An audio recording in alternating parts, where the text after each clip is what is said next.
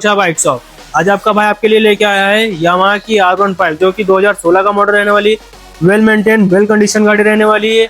आगे पीछे brand new tyre रहने वाले हैं। इसकी बात करें इसकी प्राइसिंग की तो सिर्फ और सिर्फ 57,000 में आपको आ जाएगी। और ऐसी अपडेट पाने के लिए हमारे पेज को फॉलो करें, लाइक करें और दोस्तों के साथ शेयर करें। और ये गाड़ी लेने के लिए आपको आना है अक्षा बाइक शॉप, कोनगांव नाका, नियर जियो पेट्रोल पंप, कल्याण वेस्ट।